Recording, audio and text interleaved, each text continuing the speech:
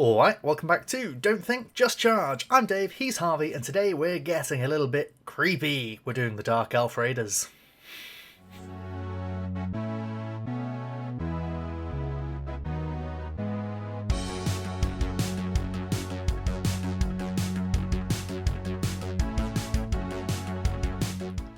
The Dark Elf Raiders, they are fast, they're aggressive. Let's get into their rules. Now, their special rules, the army-wide one, very straightforward. Like the High Elf fleets, like the Elven Jesters, they're army-wide fast.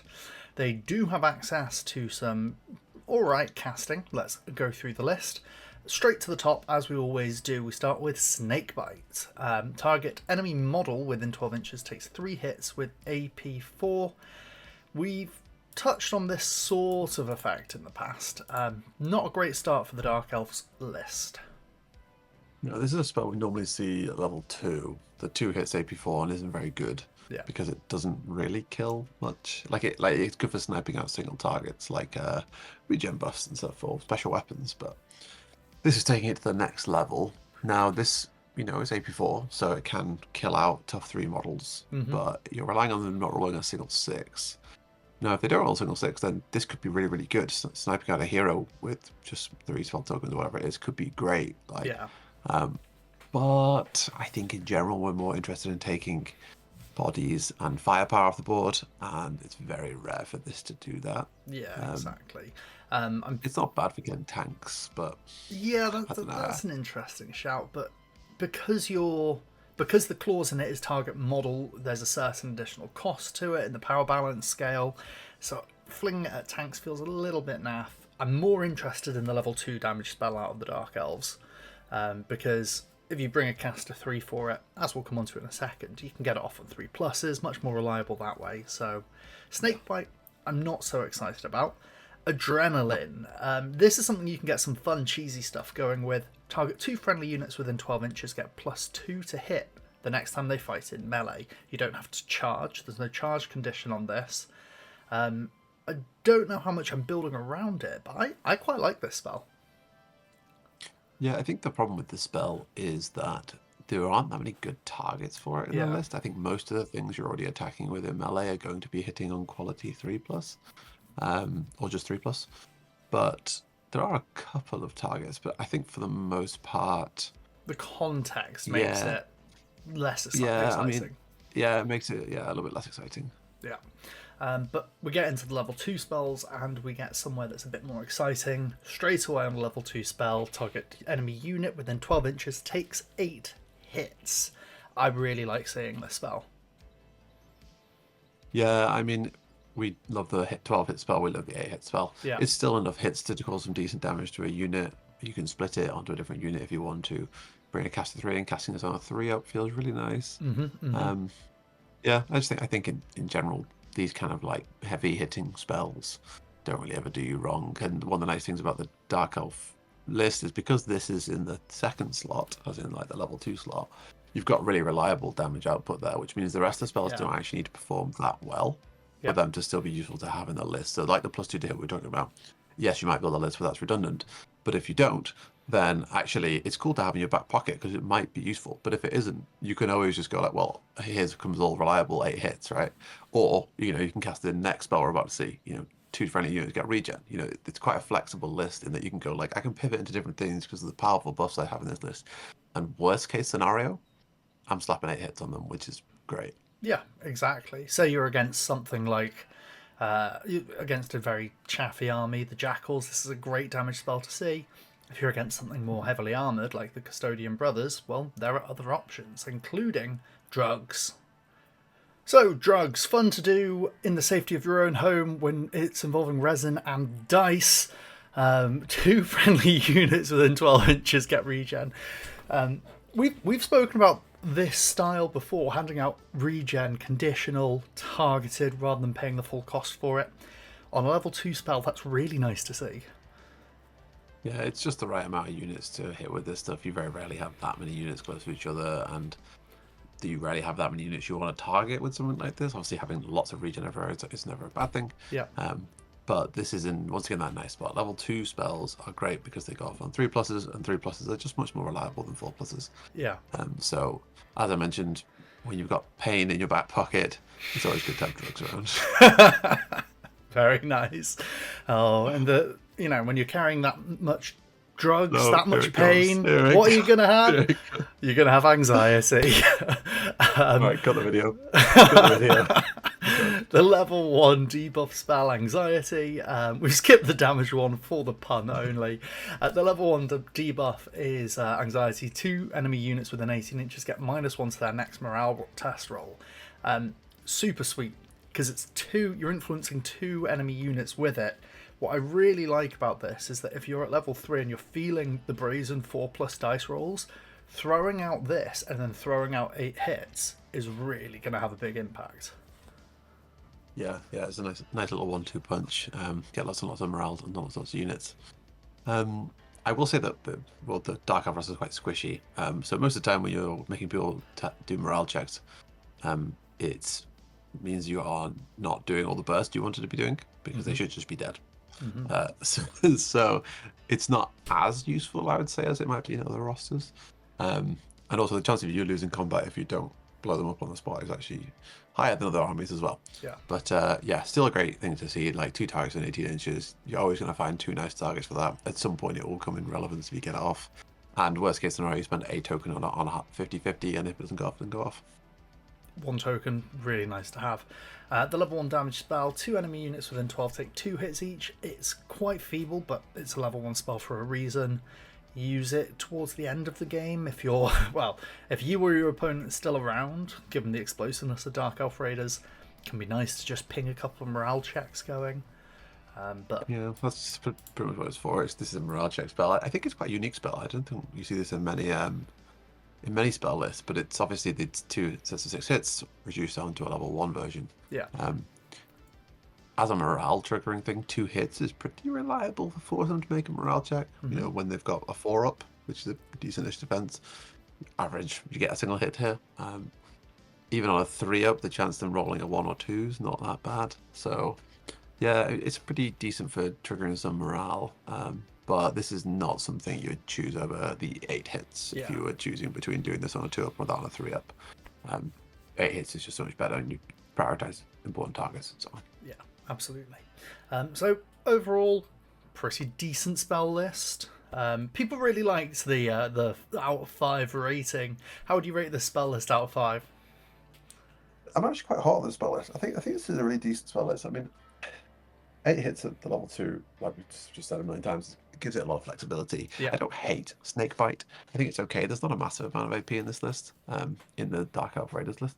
So I think it's quite nice to have something like that in your back pocket as a spell.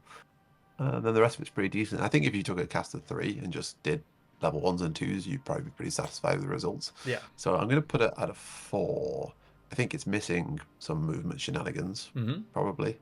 But that's pretty much it. You know, if Adrenaline was the Cursed Ground or whatever the level 3 version of that spell is called, I would be really hot on the spell list. But I think probably 4. Yeah, we don't do non-whole values. I was thinking 3.5, but I'm not going to allow that. I'm going to thoroughly police myself and join you on the 4 there. Okay. I think it's just we are roundup people, are we? Oh, absolutely, we're roundup people. We're optimists. The glass is half full. We're going the same way there. There we go. Thinking alike whilst we think similarly on the rating for the spells. Let's get into the heroes. The Dark Elf Raider heroes. They're a bit of a weird split because of the Henchman and the GTM, the Gene Tech Master, which we'll come on to in a minute. But let's start out with the core big hero guy, the Dark Lord, Sauron himself. 60 points for a 3-4 here. He's got fast, tough 3 hero, the things we'd expect to see. There are no tough 6 heroes unless you stick them on bikes. But at 60 points for a 3-4, this is a pretty good place to start. Now, this is a good point to touch on the kind of hidden army-wide aspect of the Dark Elf Raiders, is that I think nearly all of them, if not everyone, has poison or access to poison on their weapons. Yeah. Which I knew there was a lot of poison, but it wasn't until, as we mentioned in our previous video, it wasn't until the recent stream where Tano was talking about getting rid of army-wide ignores regen effects that I realised, oh yeah, this is the way the Dark Elf Raiders are built. Which pretty good, pretty powerful, even more powerful against poor defense armies. If your opponent has a 6-up save and you poison them, you take a 1 in 6 to a 1 in 36 chance of success. Really powerful there. And then when you can bring in things like AP boosts that we'll come on to, it really starts to be very sweet. The Dark Lord himself, this guy does not have many auras. So, as we've said in the past, what do we like heroes for? Really, we like heroes for being buff bots. They're the guys who carry the auras, so we like them to be cheap. All the Dark Elf Raiders ones are, but the only auras you've got are Agony Ruler for Pain Fueled, which gives this model and its unit regen, which is quite good at 30 points, so 90 points for that. That's where we're looking a bit iffy. Or Dark Strike. Now, this is where I was talking about poison and AP. This model and its unit get AP +1 in melee. That's it for the auras, though. So, really, I'm not actually that hot on the Dark Lord.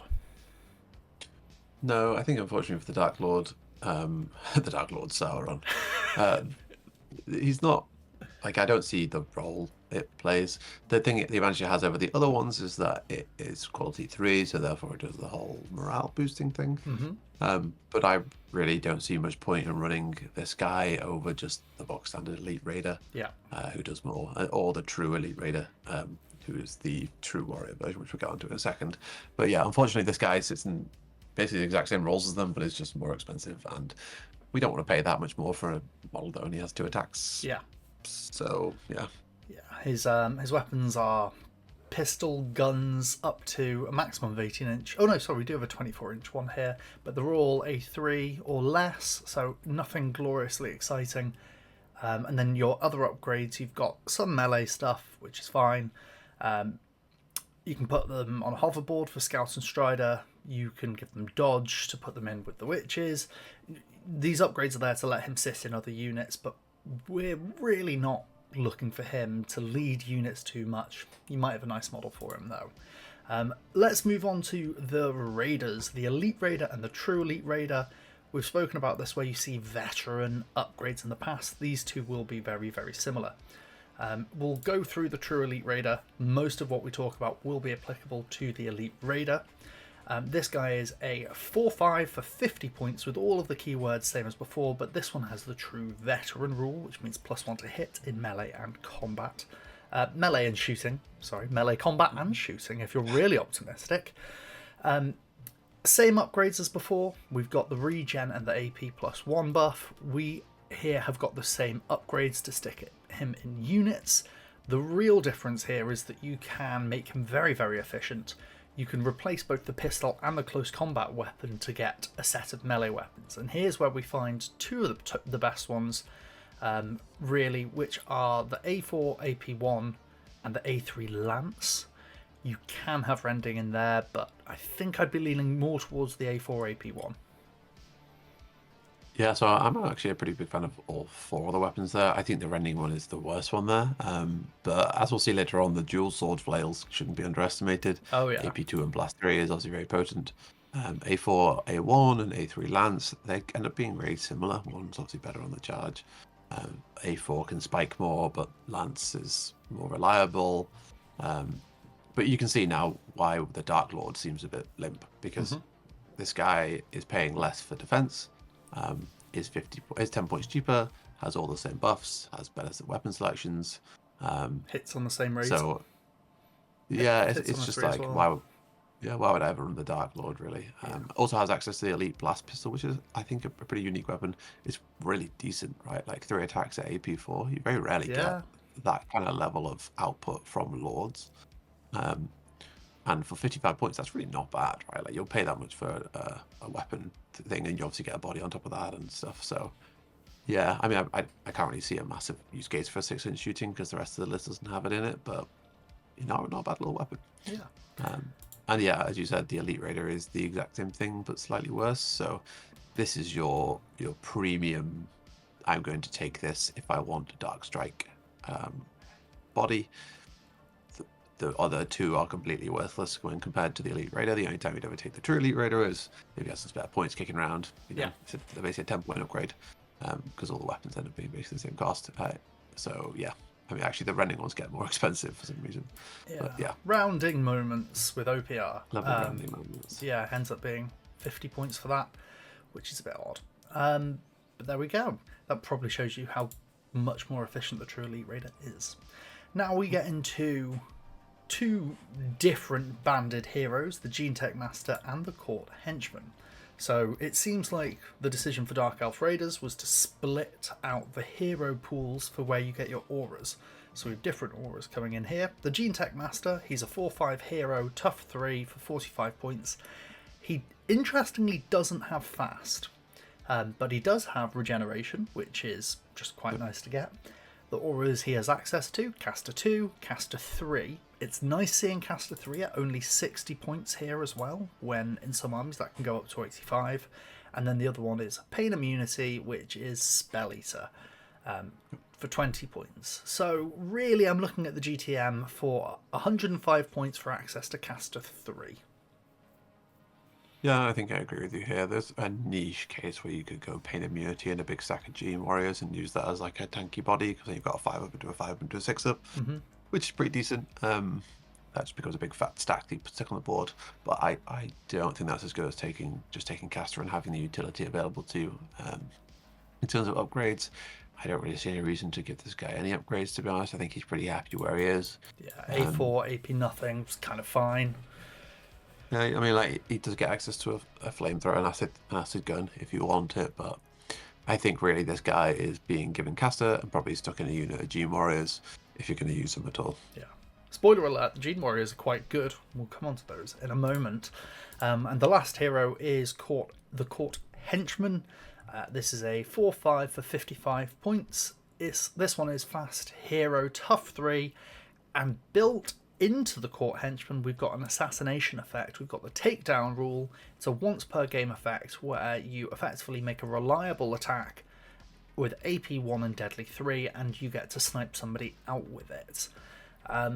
This rule is interesting. We usually see it as an upgrade option, but we know from that it's like 5 or 10 point upgrade. It's quite cheap. Yeah, the Court Henchman's a weird piece. I wouldn't really ever put him inside a unit. So, okay, where does that leave it as a piece? Well, they don't have that many really cheap units in Dark Elf Raiders, so you could just take him as a 55 point capper, which I think is fine. He's I actually have kind of fast, takedown, poison, whatever. Right, probably wins combats against chaff. I have a soft spot for taking Medusa's Gaze here, like the 85 point 4 attacks A3 thing. Like, there's something just quite appealing about high AP, short range, like running around the map, super low priority target, just with enough punch to hurt things. But I wouldn't say it's, like, oh my, you need to run 3 Court Henchmen with Medusa's Gaze, right? Like, I found a couple of times when building lists for Dark Elves that those last couple of points I often ended up with like 60-something points. So this was actually my go-to for those things, because I don't think there's much else you can get in the list around that point cost. And to be honest, just like one of these guys to cap a side point or to just be an extra body inside a transport. Because takedown's not the worst, right? Charging in and trying to kill a caster or something like that from this guy is really not that bad.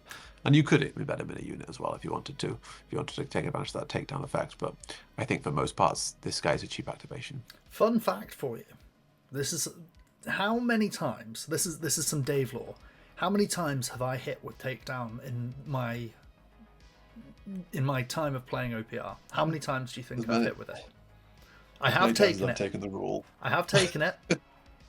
Primarily in skirmish. Zero, it is a good square 0. I've taken it in skirmish, and I've played 4 games with it. It was an event, and I hit none of the times across the whole day. Rolled 4 dice for it. I rolled 4 ones, and yeah, it sucked. I mean, I still did quite well in that event. I think I went 4-0 anyway, but yeah, still. So that rounds out the heroes. It's a bit of a unique setting for the heroes for the Dark Elf Raiders because of the aura split. You don't just have everything stacked onto 2 heroes as you have in like HDF, for example. But it does mean that you know what you're doing when you take one of them, and they're quite cheap. Yeah, which is all right. I mean, you basically end up with 2 hero options here. Really, you're either taking the Elite Raider or the Gene Tech Master most of the time. Yeah. The Core Henchman's a nice little side piece thing, but like the true Elite Raider and the Dark Lord, they're basically just like upgrades to the Elite Raider. Yeah, exactly. So, yeah. Excellent. So let's move on to the core units available to the Dark Elf Raiders. We've already touched on a unit I think is really good. Gene Simmons' little brother, Gene Warriors. This is a unit of 5 for 75 points. They are 4/5s. They do not have fast. So I did in fact lie when I said their army wanted fast. But I think this is the only unit that doesn't have fast or better. Could not be true. Gene Brutes. Gene Brutes the other one. Gene Brutes, yeah. But it's the Gene family here. They come with... That one wasn't even a pun. I was going to go for so much worse. They come with 2 attacks each, which is why they're 75 points. This is such a lovely, efficient unit. Their upgrades let you specialise them a little bit. You can replace up to 2 of their dual close combat weapons to get some poison range shots, which I don't really think we're going to be doing here too much. Once you have upgraded to those barbed pistols, you can replace up to 2 of them with different weapons. You can get a sniper in here, you can get some rending, you can get a blast, poison, reliable flamethrower. We've seen the acid gun on the heroes. I don't think we're really looking at these guys for the shooting upgrades. We're taking them probably just to be a nice, efficient, and surprisingly resilient set of bodies on the board. You can replace one of the close combat weapons with the usual things you'd expect to see. So, yeah. Yeah, I think you're basically not taking any of the upgrades here. One thing to know about the melee weapon upgrades is they actually cost 5 points more because you have to replace a close combat weapon with them, not a dual close combat weapon. So their base you profile. Have to upgrade them once, yeah. Yeah, so you have to give them that pistol, which you probably don't use, and then add in the melee options on top of it. So I think that most of the time for Gene Warriors, this is just like point filler, chaff, put it on the board, take objectives with it. You can double it up to 150, big stack of Def 5 into 5-ups, decent body, right? Like I think they're fine. This is your don't write home about it, chaff. You know, it's just like, oh yeah, I've got some points left over. I'll throw those in there. It doesn't really fit in where I place Dark Elves as their game plan.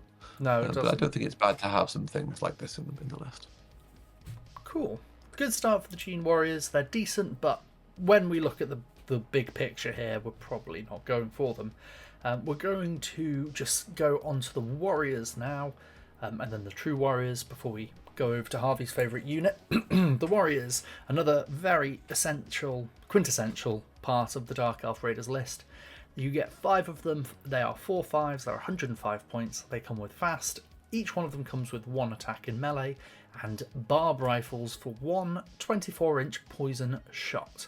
This is very, very similar and very typical to what you'd see in other core infantry. You can add a sergeant in there, get a pistol, upgrade him. You can replace one of the barbed rifles with your usual sort of things you'd expect to see. Flamers, lock-on and deadly. There's not too much to say about the Warriors, I think. They're just fine. Yeah, I think unfortunately we'll see this for Witches as well, but I think they're both just overshadowed by the true versions of them. Yeah. We talk about it quite a lot. I'll talk about when we get to the actual True Warriors. But those stacks of 3 model units can break Balval in the way that these can't. Yeah, so these exactly. end up being a not very aggressive version of that. And if you want chaff, you probably go Gene Warriors because they are so much cheaper. So, yeah, I mean, there's something to be said about rolling dice, right? Like, while the Gene Warriors are out of range, these guys are hitting things and doing wounds. But I think I'm just not a massive fan of these guys. I don't think they really do enough. You probably want to double stack them for them to get meaningful output, and then you're spending quite a lot of points on them. And I don't think it's there. We're pushing too close towards that 1/7 or like just over 1/10 of the cost at 2k. So the Warriors are a bit dull, but the True Warriors are, again, we're in this veteran field. Just run through their base profile quickly. 80 points for 3 of them. They're 4/5s with fast. Same loadout with barb rifles, but these guys have true veteran, so they're hitting on 3s instead. And you can replace any of their barb rifles with some good ranged weapons. Pick up some of the top ones here. You've got a flamer in there, so you could have a stack of 3 or 6 flamers. If it's 3 of them, it's 95 points. Very, very efficient. Or you can get the barb cannons, 30-inch A3 poison. Now, that A3 is important. We've touched on it in previous videos, but Harvey, would you just talk about that Balval aspect for the people at home who maybe aren't quite as familiar with the way it works in OPR? Yeah, so the way that OPR balancing works is based on the number of wounds you've got and based on the number of models in the unit as well.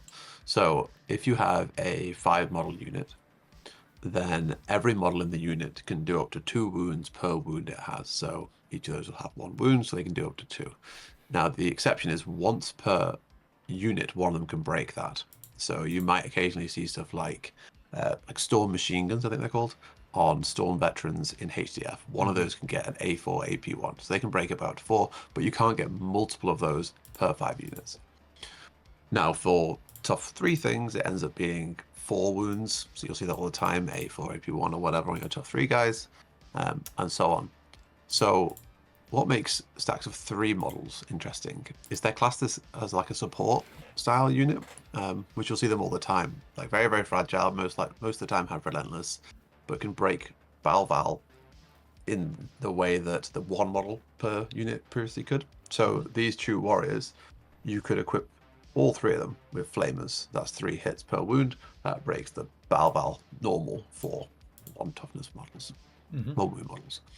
Now, OPR as a game is, you basically love one-shotting things in OPR, right? Because if I activate something and one-shot one of your units, if my unit was strong enough to one-shot one of their units, it's still a priority kill target for them. But because they've already activated, they're lower priority than what they were before, right? And if you go for this kind of trading where I kill one of yours, you kill one of mine, I kill one of yours, I kill one of mine, whoever went first in that has got the momentum and gets to keep picking targets. And if by the end of the activation, that unit's still alive, well, then next turn they activate that one again and kill another one of your units, right? So this kind of glass cannon stuff is great. It's great, especially for melee, because they don't get hit back. But obviously for range, where they never get hit back, it's still just as good there. Now, this is not the best example of that. Yeah. Blast is good. I mean, flamethrowers are good. These guys are fast flamethrowers, so that's a good thing to see. We talk about sappers in HDF. This is kind of like that. So that is nice.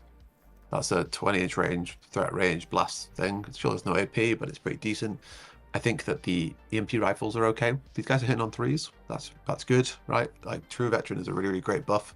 Following that logic I've just said, very, very aggressively statted True Veteran because it gives you a bonus to attacking, but you don't pay for the morale, which is a defensive stat. And do we care about defense? No. These guys are defense 5 as well, so they're probably going to die before morale comes up. So it's just very, very efficient cost savings through stuff like True Veteran. And you can double these guys up. So where you could have 5 warriors, you could actually have 6 of these guys, and if you then start putting on stuff like EMP rifles, all of a sudden you actually have quite an aggressive unit, right? But not that much more than the warriors, despite the fact that they hit more often as well. So probably not as much with true warriors. I don't mind rocking some true warriors with some EMP rifles and some blast rifles mixed in there as like a premium frontline unit. That fits in with the playstyle which Dark Elves have, which is like, okay, if you activate and point at one of my units, I'll just take it off the board before you roll dice. But I will also do the same thing to you. So I really like the kind of doubling up of these style of units, because even at 160 points, you get 6 guys who hit on 3s. That's really not bad. And then you start throwing some EMP rifles in, some blast rifles in there, and all of a sudden you've actually got quite an aggressively statted unit. Yeah. So yeah, or you could just go, okay, well, I'll just 3 flamethrowers, double them up. That's less than 200 points. I now have 6 flamers that hit at 20-inch range, and then you compare that to the warriors we were just talking about, where if you double them up, you got 10 hits. Yeah. You know, like but you're talking the difference of 18 to 10. This is obviously good. Yeah. Exactly. So yeah, a little bit waffly, but like that's the advantage of these style of units, and we'll see that come into effect when we go to the witch side of this list. Yeah, and don't underestimate at home the power of having a fast unit moving 8 inches before shooting. The versatility and the flexibility that gives you is great, and then combining it with blast shots hitting on 2s, it's really, really strong. But that is what you can get in the True Warriors section of the Army for Dark Elf Raiders. Pause that thought on the True Veterans whilst we move on to the Witches. This is another very fast, hard-hitting unit with a True Veteran option alongside it. The Witches are 105 points for a unit of 4/5s with fast. They have got barbed pistols and close combat weapons, and I'm mentioning the close combat weapons in particular because it's A2, which ties in with that other special rule, which is dodge. Such a great rule, -1 to hit them in melee. Really deceptively powerful is dodge. Don't write it off at home. Play it against your opponent. Don't forget it. That is the easiest thing to do, I think, with Witches, is just forget that your opponent has -1 to hit your units, because they'll just go, oh yeah, I hit you on 4s, and you're like, brilliant, that's the way it works, that's how OPR works. Oh no, I've forgotten. Oh, you've hit me like how many times? Don't know. Dodge is really, really strong. With these Witches, you can replace one of their pistols and close combat weapons to get, and here's where you get that one of them gets up to A4. You can get Energy Glaives, A4 AP1, A4 Rending, A3 Lance. It's really nice you can get this dual sword flail, which we'll talk more about on the True Witches. And then you can do the Sergeant Pistoly thing. What are your thoughts on the Witches? Yeah, I mean, kind of similar story to the Warriors. They're an okay unit. I think that the fact that Doom Warriors exist make these guys less relevant. Because if you're looking for chaff, you're probably going Doom Warriors, not going these guys, especially given that they share similar profiles. I mean, sure, one's dodge and fast, but dodge and regen probably end up being about the same. And you don't need fast on your chaff most of the time, right? Like, they're there to take objectives and that's it. And once again, it's 30 points less. So you can double it up instead. And yeah, I know the weapon options here are that appealing in the context of them being on Witches. Like, obviously 4 attacks AP1 is a great upgrade to see for a 10 points in a unit like this. It gets that efficiency thing where it removes all the pistols. So, for only 10 points, you're actually giving yourself 8 attacks instead of 5. Sorry, not 8 attacks, 12 attacks instead of 10. But 4 of those have AP1, so like that's pretty good. But once again, I think these are slightly overshadowed by True Witches, which play into the playstyle a bit better. All right, let's go on to them. Such an incredibly good unit are the True Witches. 3 of them, 80 points. They're 4/5s, they've got dodge fast, and because they're true, they are True Veteran. This is the +1 to hit. Same base loadout, but here again, we get that Balval break, where you can replace any of their loadouts, pistols and close combat weapons, with the same run of upgrades that you had before. Harvey, go straight to your favy. Talk about how to upgrade True Witches. Yeah, so I think the dual sword flails are really good here. If you notice, these weapons here are the same weapons we were talking about before. We were talking about the Elite Raider. I said all 4 of them are good. All 4 of them are still good here. The fact that dual sword flails end up being slightly cheaper, just by 5 points, rounding thing, gives them that extra edge of efficiency. But to be honest, all the weapon options here are good.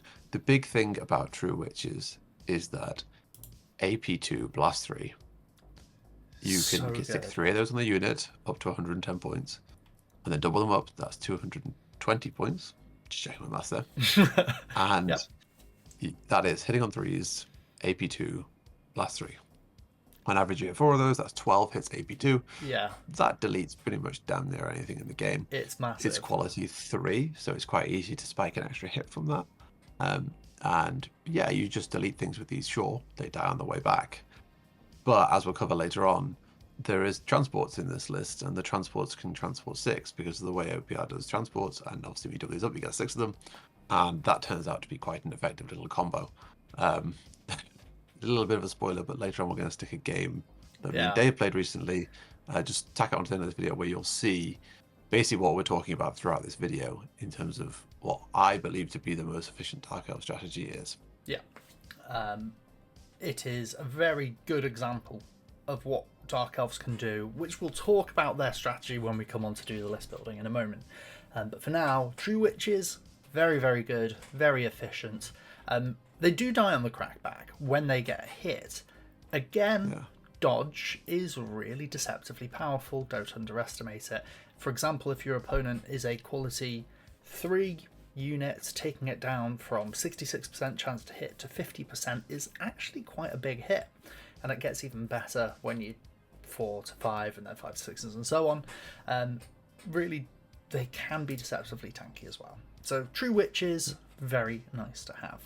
And just super cheap. So super cheap. right? Like, you double them up, you give them lances or whatever. That's less than 200 points. Yeah. For 6 of these guys with A3 lances, right? That's a lot of hits. They hit on 2-ups, AP1. That's really just decent, right? It's just really, really solid, efficient. I'll just, A2 lance is... A3 lance. A3 lance on a quality 3, moving it up to a quality 2 is so nice, especially with fast. Like Elven Jesters, I love the Prankster unit that has the quality 3 with lance and fast. Fast and an aggressive melee profile is just so nice to have. If you like to play OPR in this sort of style, which I do, charge, don't think. Yeah, a big glass cannon. The Hoverboard Riders, moving on to a unit that is a bit more of a technical piece, a bit less straightforward to use, and can therefore be more rewarding. You use them very effectively in our recent game. 185 points gets you 5 4/5s here with fast, and then they have Scout and Strider as well. Their weapon loadout is hybridized. You have twin barb pods, which each one is 18 inches for A2 poison, and you have glaives, which is in melee A2 with AP1. You can replace one of those glaives, or you can replace one of the twin barb pods to get some upgrades. These are a good scouting unit, I feel. What makes them appealing to you?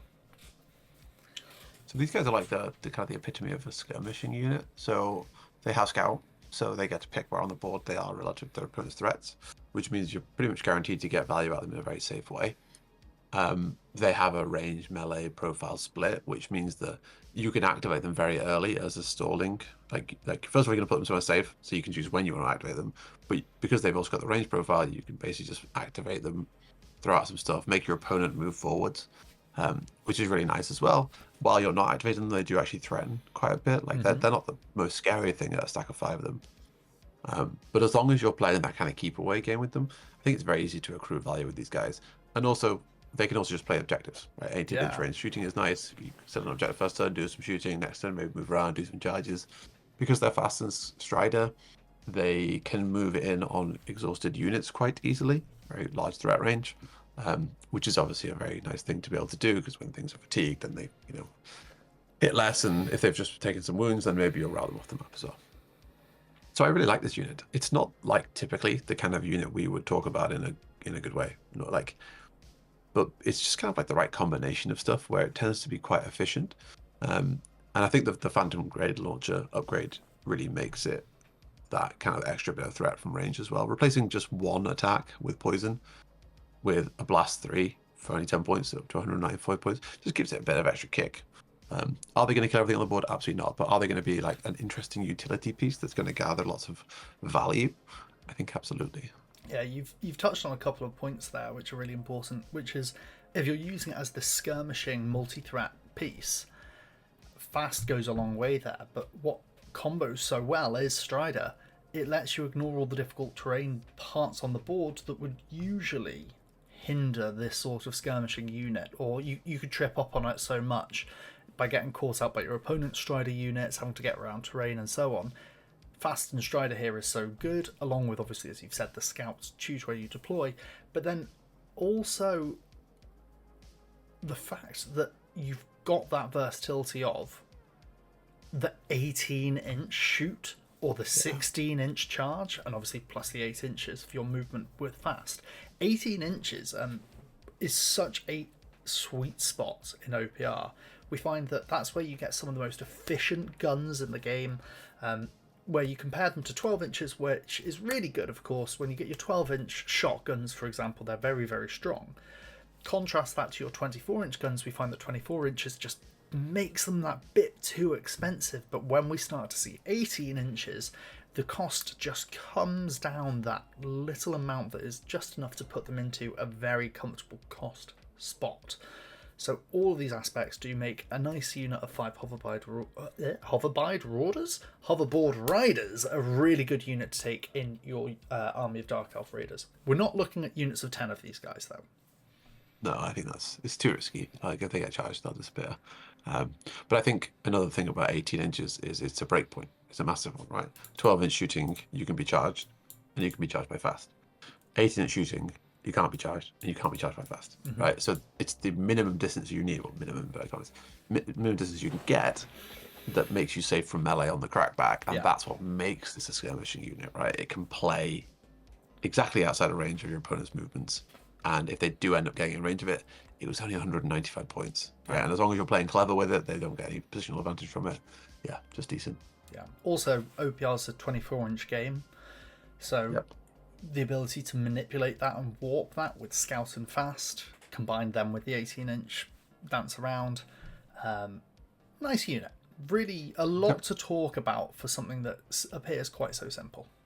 And you can get some really good gameplay from them. Let's move on and have a look at the Nightmares. This is again just, we found Adam, our favourite little HDF friend. This is 170 points for a unit of 3 4s. There's 5 of them. They're fast. They have the Slayer keyword, which is when you're attacking something with tough 3 or higher, you get AP 2 on top of your damage. And they've all got A2, AP 1 rending. No poison here, but rending, so it still ignores regen. Nightmares. Yeah, sure, they can be a nightmare when they hit you. They're just fine, like really solid, fine, good. I'd put them better than, I think fine is doing them a bit of a misservice here. They're better than fine. They're good. Not much to talk about. Point them at the chunky things. Yeah, the place where these guys kind of play is, I mean, obviously Slayer means you blow up things with more than tough 3. Yeah. So this is kind of one source of premium AP. Most of the things that you need AP against, these guys are going to have it against. They've got rending as well, which is nice. But also these guys can have a hero embedded in them and still fit on a Transport 6, which is basically their niche. I think most of the time you take True Witches over these guys. But they're still somewhat interesting. And for only 170 points, they're one of those units that demand attention, but aren't enough points to really justify the amount of attention they're drawing. These guys kill tough 6 things really, really nicely. Really nicely. Right? Like anything tough 6 comes with any variant to this, right? They charge in, they do 10 attacks, they hit 6.6 of them at AP 3. Like most of the time the tough 6 thing dies, right? So yeah, I think they're a nice piece. I just think they're slightly overshadowed by True Witches, which are real premium melee. But perhaps they do play a different role. Once you hit tough 6 or more, these guys are obviously a lot more interesting. But tough 3, well, there's 3 of them. True Witches have AP2 Blast 3. They're killing it. Yeah, it is the AP2 Blast 3 that really makes True Witches appealing, but at the same time, say it's a slightly more elite army that you're up against, having a unit of Nightmares can be really nice to bring along if you're expecting Custodians or Prime Brothers, things like that, where you could expect to see those blocks with high toughness throughout the army. Yeah, another just slight note regarding these versus True Witches is in Dark Elves you have a couple of transports, and transports are the way you stop your things from dying. But you don't need to pick what's being put in the transport at the list building stage. You can do it when you're on the board. So you could bring a unit of these and bring a unit of True Witches, and you could go like, well, actually, I need the Nightmares to live, so I'm going to put them inside the bike, or they answer a specific target I can kill with the Nightmares because they're in the bike, whatever it is. So you get a bit of flexibility there about protecting what you can protect. And then with Dark Elves, basically the rest of your units, you go like, well, these might just die before they get in there, but that's what I've chosen to defend. Yeah. Very nice. Let's have a look at something that doesn't need to go in a bike. It's the Winged Warriors. This is unit of 4/5s with fast. They have got flying and ambush, so this is your ambushing backliner.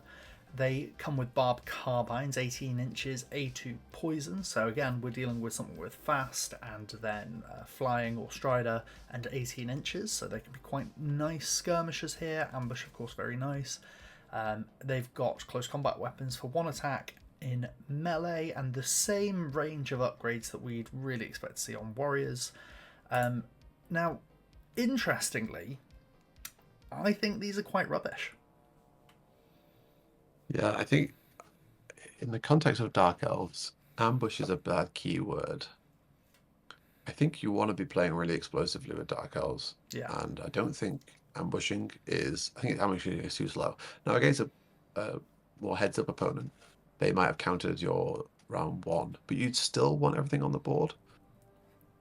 So, like, yeah, you might get the early, like, double activation thing going on, but I just think, like, it doesn't really fit with the rest of what the army is doing. I like A2 poison, 18 inches, obviously a good shooting profile. If these guys were def 5, I'd probably like them a bit more. Def 6, even more so. But yeah, then they'd be cheap with some output.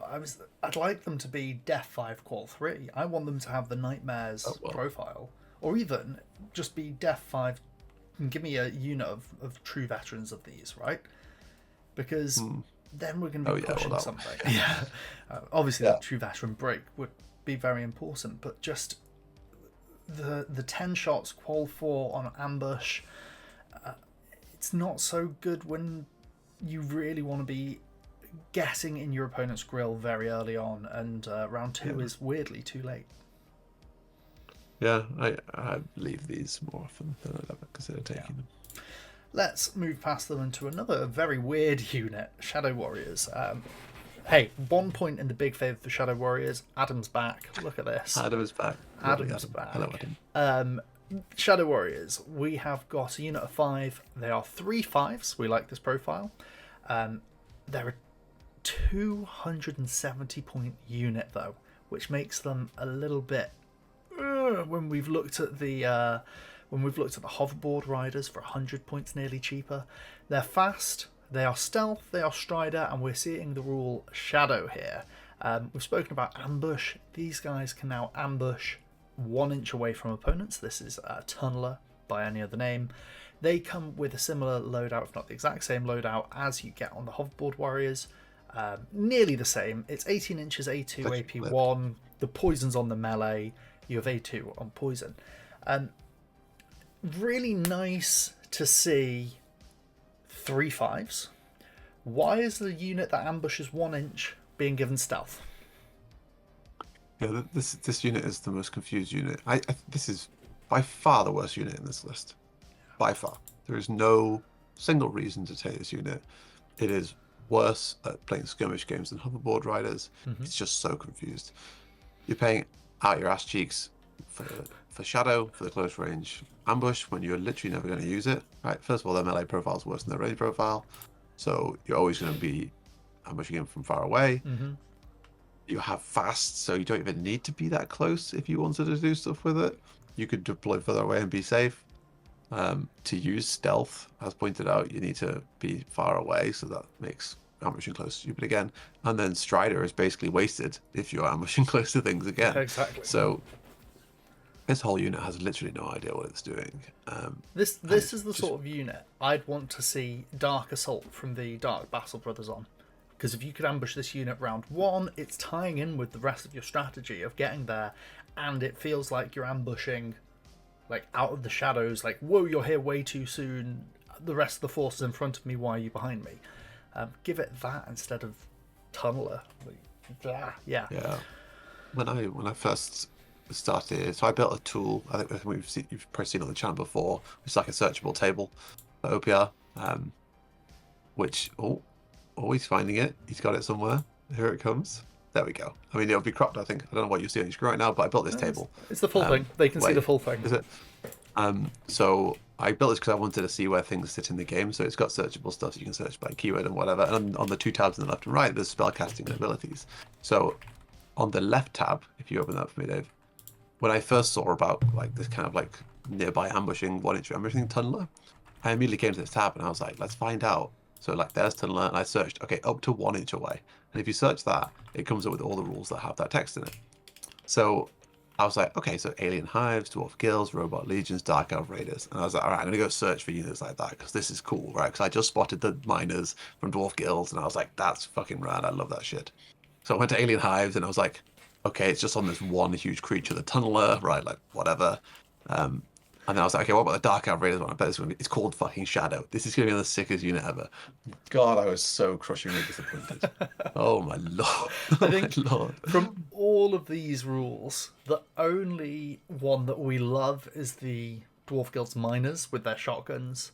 And then the one that we know has traumatized quite a few people in the community is the Burrower out of Alien Hives.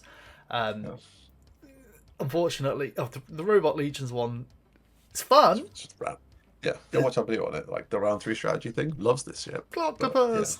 The Dark Elf Raiders, unfortunately, it's not the one. I'm afraid, my shadowy friend. So the Shadow Warriors are going to be staying at home. It's so close to greatness, but so far. Little further plug, if you want to check out this website, it is www.harve, that's harve.dev/OPR. Go and have a look. It's a really useful tool. Harvey has added in all of the custom armies. So say you're a Dragon Trappers Lodge friend and you want to play with, what are they called? The Bloom people. It should just show Children of the Flame. Children of the Flame. Of the Flame. You can find all of their bits in here. You can see all of their upgrades. You can then search. If you want to find a special rule, you can do a search for it, as we've just shown, with them maybe deployed up to 1 each way. Or maybe you want to find an army and you love the spell that is 12 hits. You can go and search up every army, if you want, that has the level 3 spell that does 12 hits. You can take off the custom armies, and for example in Fantasy, you'd see that there is 4 armies that have access to it. Really useful tool. Go check it out. There you go. Sponsored by I Don't Think Just Charge. Sponsored today by Don't Think Just Charge. Well, I mean, not even, because I didn't contribute towards that. Let's move on to the Gene Brutes. Continuing on the Gene family here, another unit without fast, but a great unit. Dave's getting excited. We're into the tough 3 territory here. 230 points for 3 tough 3 dudes. They have regeneration, so this is quite good. Their 3/5s, a really nice profile to get, especially when you've got regen layered on top. Their loadout is quite nice. It's better when you do the upgrades. They come with flamers, poison flamers, basic, which is kind of fun. And then A2, AP2 and melee. Or you can get rid of all of it for 10 points per model to have A4, AP4. They are sweet. Yeah, so this is your premium AP4 in the list. This is where you get your AP4 if you need it. I kind of wish these guys had a A4, AP2 option. That would without be the acid guns, right? If they had like 6 times scissor claws as an option. But as they are, they've got an efficient profile, Qual 3, Def 5. That's nice for when you're sticking a bunch of AP4 in it. Regen makes them surprisingly tanky. They're quite expensive for what everything else in this list ended up costing. But I think this is a unit that you can stick in a light skimmer and you can apply it where needed. And most of the time hitting things with 8 hits AP4, which is the average, will kill the thing you've charged, especially if it's a tough 6 thing, right? And then, like most things, they don't get to fight back then, and you probably win that combat. And, well, if they're dead, you definitely win the combat, but you probably win the combat anyway. If it's a tank or something like that, right? These guys are brilliant for that kind of stuff. So, I'm a fan of these guys, but mostly because they are the source of AP4. I think, if there was a cheaper AP4 source, say like True Witches could get access to AP4, then we'd probably run those instead. But, I think as far as it goes, this is a nice unit to see in an army that tends to be lacking in AP. So Gene Brutes are a good unit to have. Now, we will come back to these last 4, but because we've touched on the second unit that I think really thrives from being in a transport, I do just want to skip over these last few and just address the transport situation for the Dark Elf Raiders, because these transports really are something that makes them so strong. So we're going to skip over these 4 just for a moment whilst we address what we're putting the Gene Brutes in, what we're putting the True Witches in, what we're possibly putting the the Nightmares into. We're going to start out here with the Light Skimmer. 255 points for a Quality 3 Defense 2 Tough 6 Transport 11 model. It is very fast. It is Strider, so this is a 20-inch moving vehicle. You can, hilariously, you can give it ambush. You can increase its impact to impact 8. You can give it some more shooting. I don't know how much we're looking at the shooting aspect of it, but 255 points for a very fast transport is nice. Yeah, so this is your transport 11 basically in this list. It's the only source of it. So if you're looking to get gene boots in there quickly, this is your only way. The ambush thing is kind of interesting. Like ambush transports are always kind of interesting because obviously you get to ambush in the unit inside them as well. So this is a place where you might see some ambush in this list, but I think most of the time you don't need the ambush to play this list, and so you end up paying for something that, to be honest, you'd rather just be capturing the objectives on round 1 and round 2 instead. So I think most of the time you don't really take any upgrades here. Stealth's kind of nice, and impact +5 is kind of nice for what you're doing, but I think this is just like keep it low to the ground and probably give it the destroyer cannon and swap out, because I think it's better just to have the A3 AP2 than it is to have the deadly, but you could keep the laser cannon if you wanted. But yeah, this is slightly more expensive than usual transport 11, but it does have strider and very fast. Yeah. So, and it's also call 3, so pretty decent. Very decent. Now, if you want to have a heavier version of that, which is not transport, there's the heavy skimmer, which we'll touch on later, but I thought it was important to say there is a heavy skimmer. Now, the smaller transport option is this transport 6 heavy jet bike. Now, it's 200 points because it is cheaper. It is a 4-2, so it's worse quality also. So you've got fewer transport slots, worse quality, but that's all fine because it's a 200 point very fast transport 6. It comes with 5 shots at range split over 2 profiles, which is good, and you can replace one of them to upgrade and get it a bit better. But if we like having Transport 11 at 255 points, at 200 points, we've got the Transport 6. We have very fast and strider. We have a way of getting our units of true blah blahs into very aggressive close combat range. Yeah, I think the only thing stopping Dark Elves from being able to play an ambush playstyle is the fact that this doesn't have access to that same teleport gate. Yeah. If this had access to the teleport gate, then you'd have a cheap way of getting units into ambush alongside the skimmer. As it stands, you have to take skimmers, and filling up skimmers is like a weird risk that you don't necessarily want to take. Like one unit is fine, but when you start to cram more and more units into it, it becomes less appealing. But the jetbike's just great. It's basically a 200 point tough 6 def 2 shield for whatever units inside it. Yeah. It doesn't need to punch very hard, because if they go to try and kill the bike and they don't kill it, then they've wasted the whole activation, and the stuff inside it's going to come out and murder whatever it is. It's also just very fast and strider, so if you put it on the starting line and you drive it 20 inches forwards, which is how far it can go, then you are within range to then charge things from inside it. Yeah. So it's really, really good if your opponent is deploying on the line, because you basically get to pick and choose where you apply it. Yeah. So yeah, it's a great little transport. This is a good point to repeat again. OPR is a 24-inch game. Being able to move a transport 20 inches and deploy a unit 6 outside means that you've got extra reach.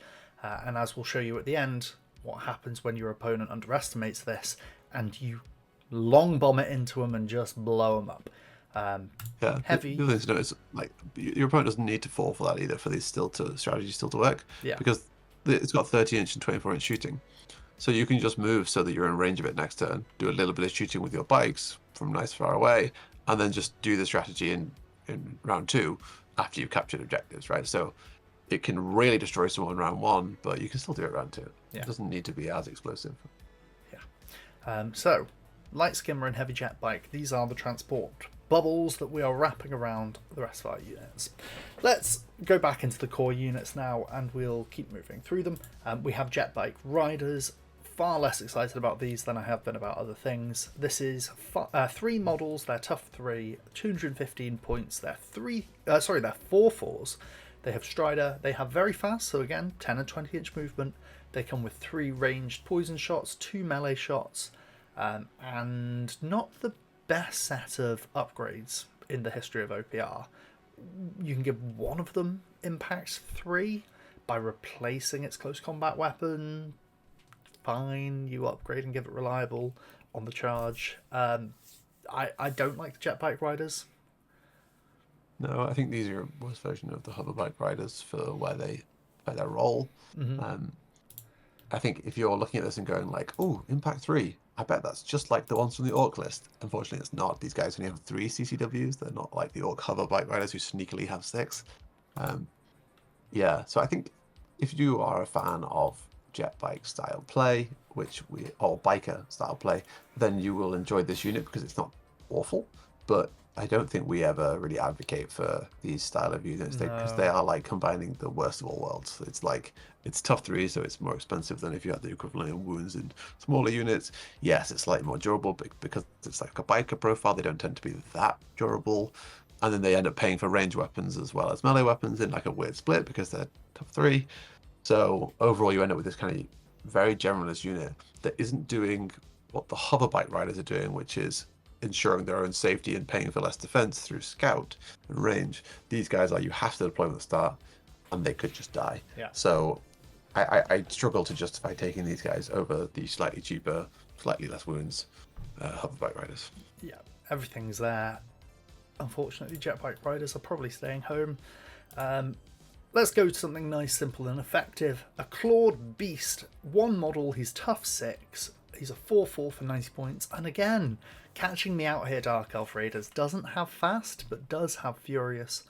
And as we see on so many tough 6 models, it has 6 attacks. This one's got AP1. You can upgrade it to have Scout for 10 points.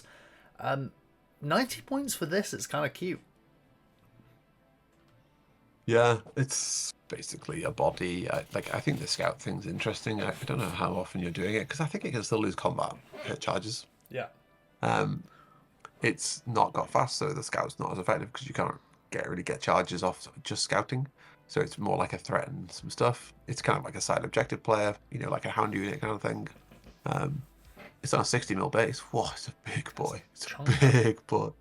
I've never ever found a space for these in any of my lists because I think that Dark Elves are an aggressive list, and I don't think this is an aggressive piece, despite the fact it has Furious. It's not enough attacks for the toughness.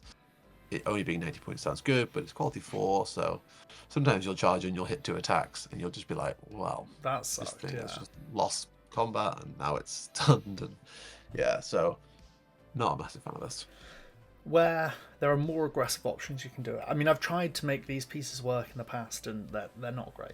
90 points is quite appealing. It's quite cheap for what you get here, but it's still 90 points I'd rather, in Dark Elf Raiders, spend elsewhere.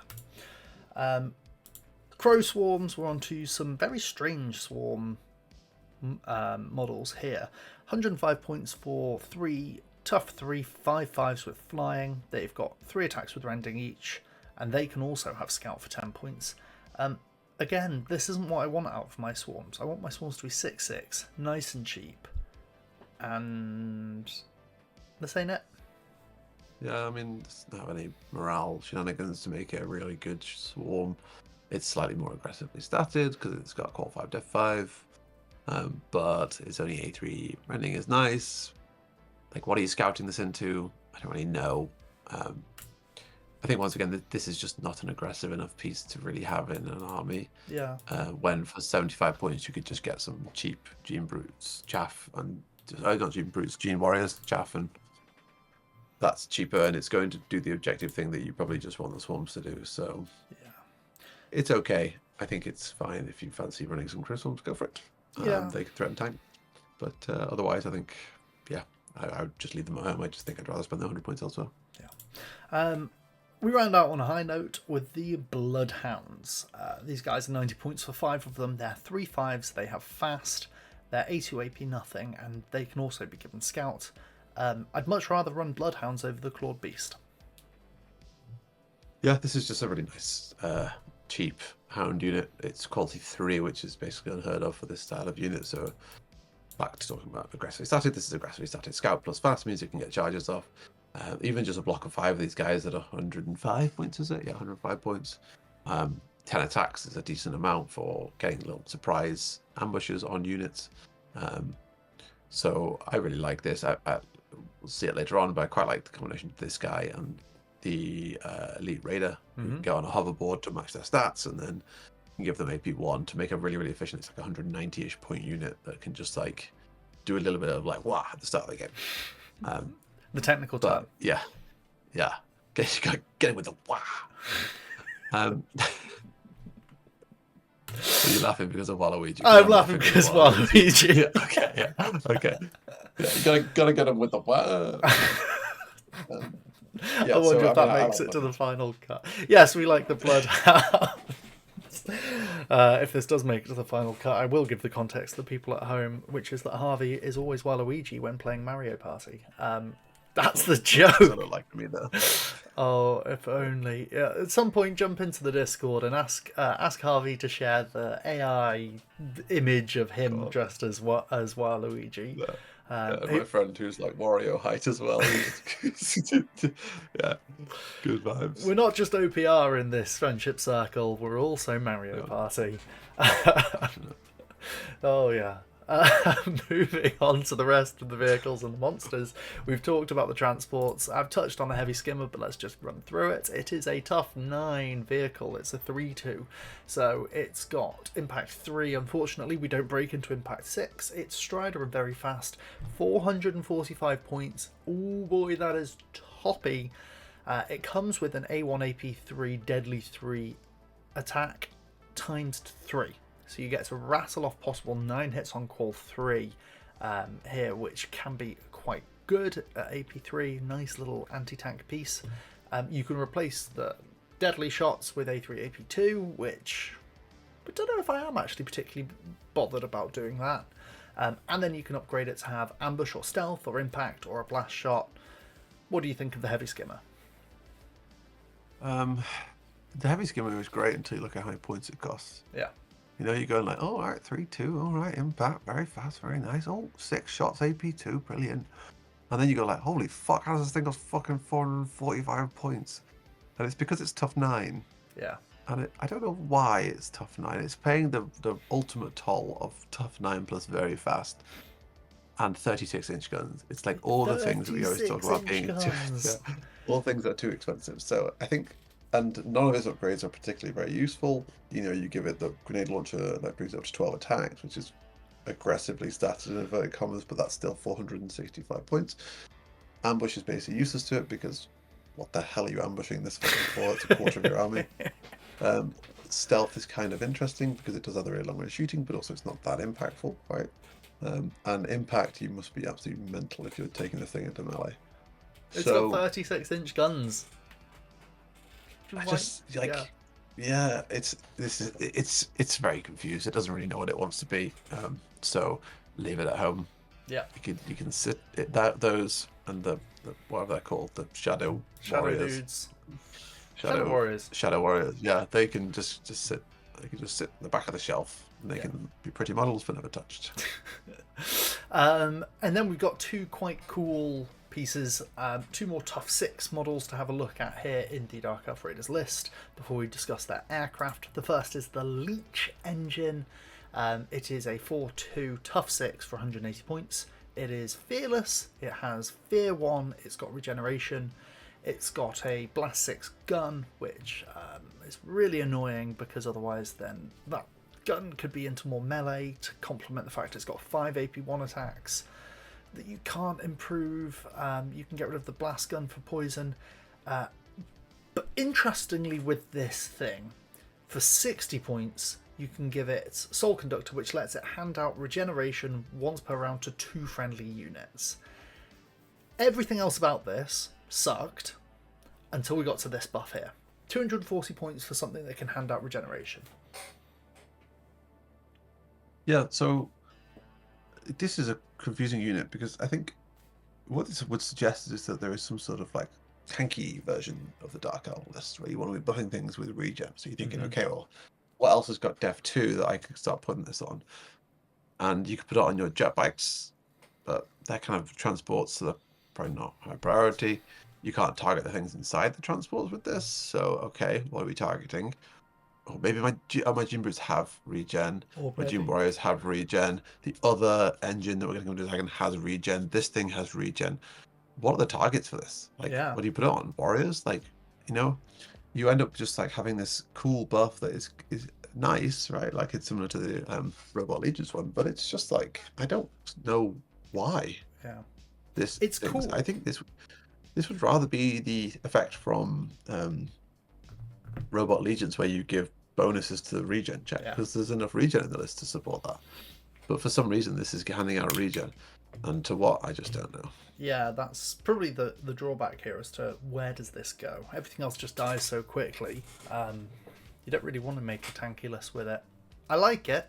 If you're playing mixed armies and you want to bring your Dark Elf Raiders with something else, then this can be a really nice support piece. But for pure Dark Elf Raiders, unfortunately, it doesn't have somewhere too sexy to go.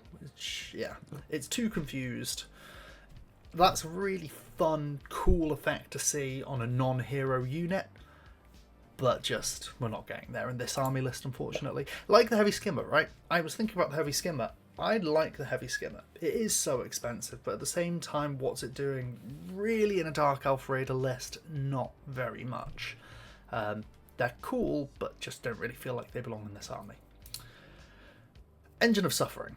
195 points for a 4-2 with all the same bits going on as before. The gun is slightly different here. It's A4, rending 18 inches.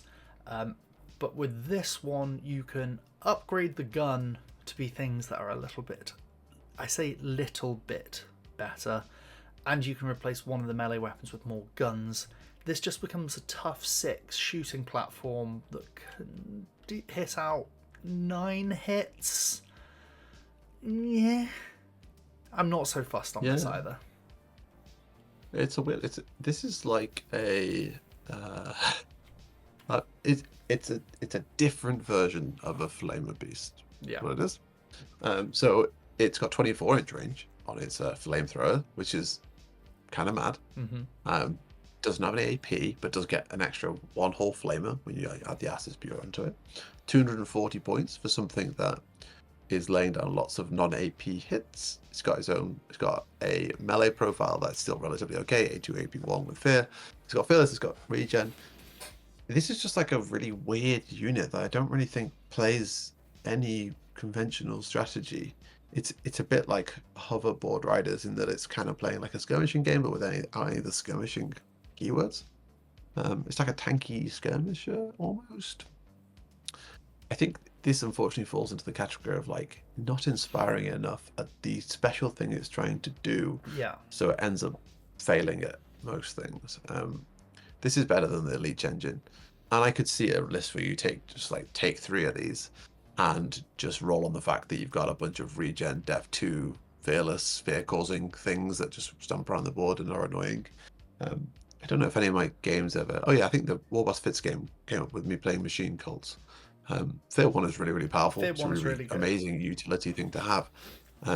So this kind of plays into that similar role that if you go watch that game, like Iron Walkers do.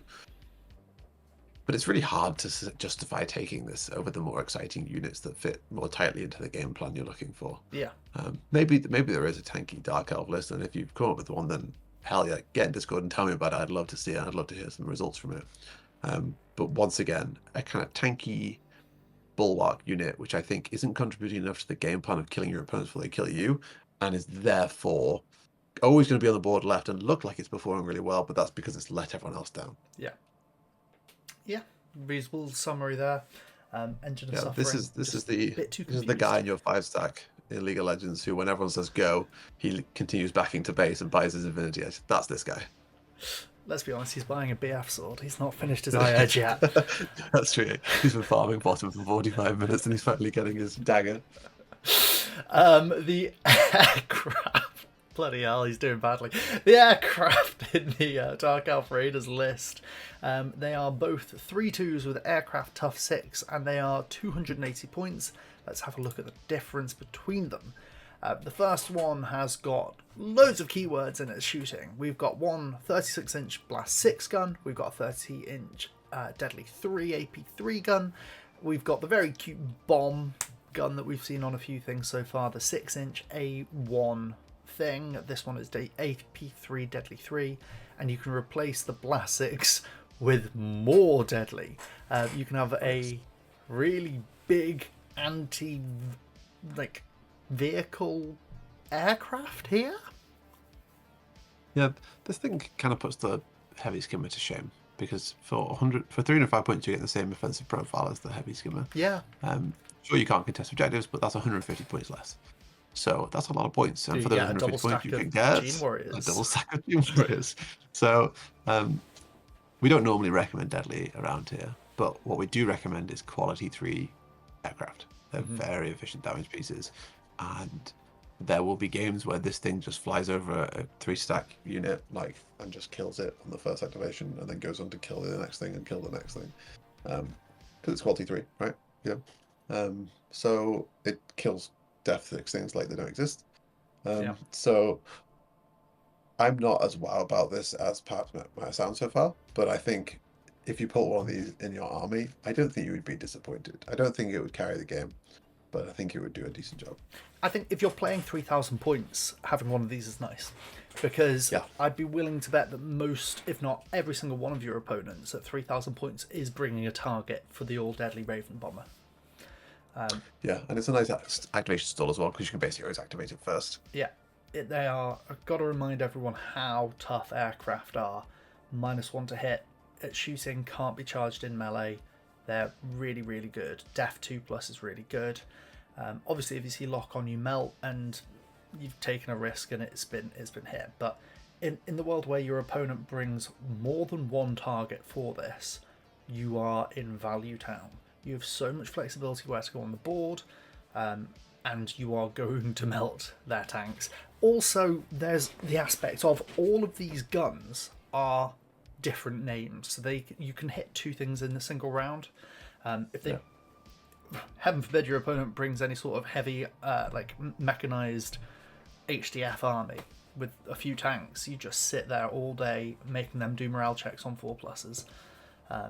Makes APCs look pretty miserable. Makes APCs I think look pretty miserable. what would make this really nice is if the Void Missile was instead 18 inches, but A2 AP3 deadly. It would be the same pricing because it's half the range, twice the output, and it would still be within the allotted amount of damage this Raven Bomber could do. That would make this. Then you'd be looking at this going like, "Whoa, this is going to kill stuff." This is huge. But with only 9 hits, I'm not as bad. Yeah, absolutely. Now the Raven Bomber's friend is the Razor Fighter. This one starts out again 36-inch A1 AP3 Deadly 3. It's got a 36-inch A1 Blast 3 Poison. Note there's no reliable on that. Don't make the Dave mistake and think that everything with Blast 3 has reliable. And it's got a twin barb rifle A2 Poison that you can replace for an A3 Poison for 20 points. You can replace the laser cannon with a destroyer cannon, flip the deadly into A3 AP2, and you can replace the blast 3 poison with blast 6 no poison, or A2 AP3 lock on. Don't take the A2 AP3 lock on. Why are you doing that on your aircraft? That's a waste of time. Really, between the two of these, I'm a bit more excited about the Raven Bomber. This is kind of I think the most exciting thing I think about this is the fact it comes with LEDs and 12 buttons. I think that makes it slightly more interesting than your Raven Bomber. We're talking about Razor mice here. It took me a minute of going, why is he talking about LEDs? Has he got this is a mouse joke. This is like, if you thought that my puns early in the video were bad, folks, Harvey has come out and shown us really who is the Charlie Chuckle. He just has a knack for naming vehicles in a silly way, right? We're in the Tony and the Tiger part of the video now, right, where things get silly. But yes, I think that this is a little bit confused, a little bit too much range. I'm not wow on any of its options. I'm going to shortcut that. We're not wow on this. Ignore the Razor Fighter. However, for the modelers at OPR, we spoke about modelling ideas in the Ratman Clans video. For those of you at home who want to DIY a Dark Elf Raiders list, here's the pitch. Get a Razor mouse, stick it on a flying stand, and I don't have one. I have a light-up mouse, but it's not Razor. Stick it on a flying stand, and that's your Razor Fighter. And then your Gene Brutes, make little blue Genes, stick those on bases. Gene Warriors, Gene Cult Master. There we go. DIY OPR army for you at home. We're leaving the Razor Fighter behind. Well, at this point now, we're going to do what we usually do. We're going to move on to building a 2,000 point list. I think we briefly discussed this. We're just doing one. just doing the one list here, and then we'll give you the list for the game that will follow this review. Exactly. So the one list that we're going to do is going to be quite straightforward. As always, we'll go through and talk about what we're going to get.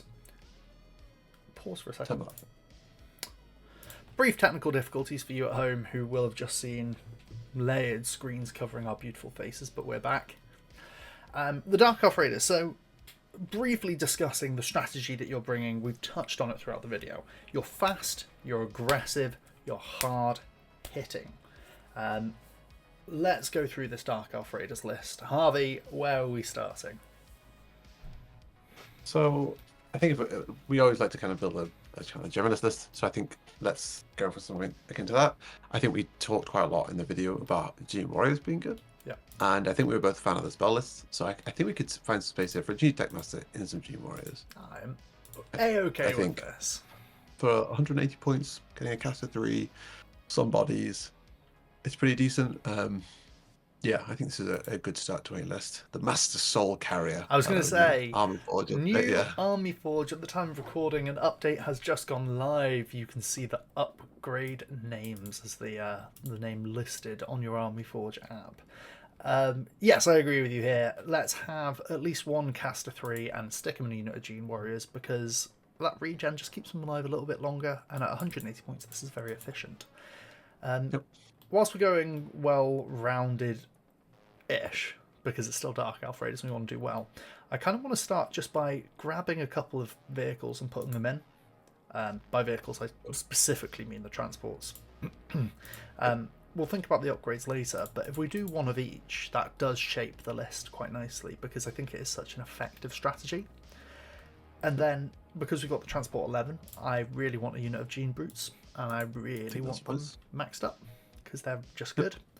And whilst we've got the heavy Jetbike, I think we're having at least one doubled up True Witches. I think dual sort of players for an easy start. So let's do those and let's double them up. Yeah. From here, I think we talked a little bit about Hoverboard Riders and also True Warriors. I would quite like to see 2 units of True Warriors and a unit of Hoverboard Riders, just to kind of give this, as a more generalist list, a little bit of a ranged presence. How are we going to kiss out these True Warriors? I think the True Warriors can go triple EMP rifle. Nearly, okay. I think so, yeah. I don't think they need to be crazy, and you can double those up to stacks of 6 like that, yeah. And this is kind of an interesting unit. It hits on 3s. It's not the most aggressive unit. It's hitting 8 hits. Some of those are ending. But what it is it's quite efficient at 18-inch range. You put these guys middle-ish on the board. They can shoot a couple of different things. But more importantly, they're there to kind of kill activations to let you make decisions. They also force your opponent to come towards you because you have some shooting presence. So they end up being a slightly more aggressive version of the Hoverboard Riders. Slightly more risky, but slightly more aggressive. Yeah. See, now, I'm not in love with A2 rending. I think whilst we're in the support weapon style, I would want to try and push one of these to be a Blast 3 loadout. I know we've got the unit of True Witches there doing that as well, but that's kind of where I'm looking. So I'm thinking, if we get to the back end of this and we're looking for 15 points, I do want to drop one of these units down to the Blast 3s. We'll leave it for now. But yeah, absolutely, yeah. Then you've got one of them that's a bit more specialised. Also, I'm a sucker, for those of you at home, I'm a sucker for people bringing lists that have nearly one of everything, have very specialised particular armies. Okay. Harvey's laughing at me because he knows it is, really something I go into so much. So I'm like, ooh, let's just have a little bit of this, a little bit. I want a bit of everything. I have 2 of everything. Yeah, Harvey wants 2 of everything, exactly. Yeah. Harvey's far more decisive.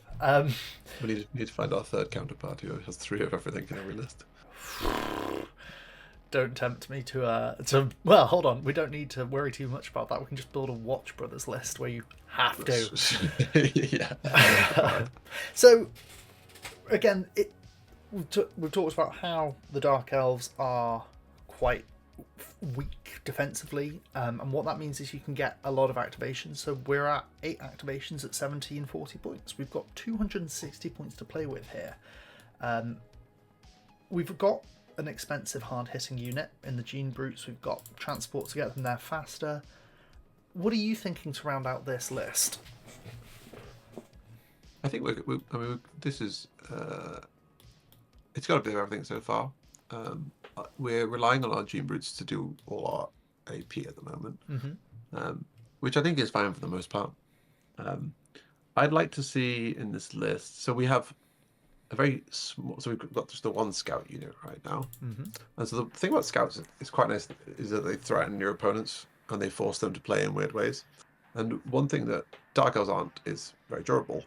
So what you could do is you can actually bring a couple of scout units in your list just to force your opponent to deploy further back, so you can take the objectives in the first round in a more safe way, because you're going to disappear off the board faster than they are. So getting a free round where you just get to take objectives and nothing else is pretty good. Now, it's already the case that the Gene Brutes in the Light Skimmer and the Witches inside the Heavy Jetbikes also contribute to that strategy. So don't be thinking, okay, all you need for that strategy is a unit of Hoverboard Riders and then one of the Scout unit, because that isn't true. But I quite like a little Bloodhound stack. Yeah.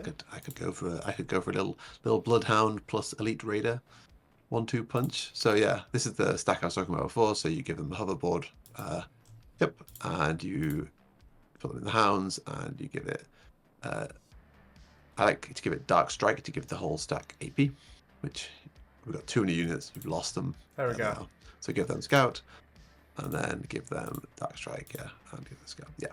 So this is another like nice little pick off your opponent threatening scouty unit to have in the list, which just pushes them back a little bit, makes them reconsider some of their deployments, which I think is a good thing. Yeah, and that leaves us with 70 points. Quad Henchman time.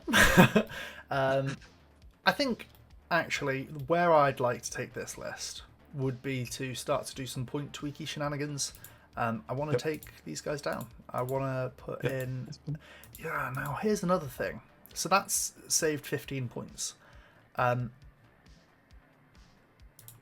Just sticking another unit of Gene Warriors is kind of where I want to be.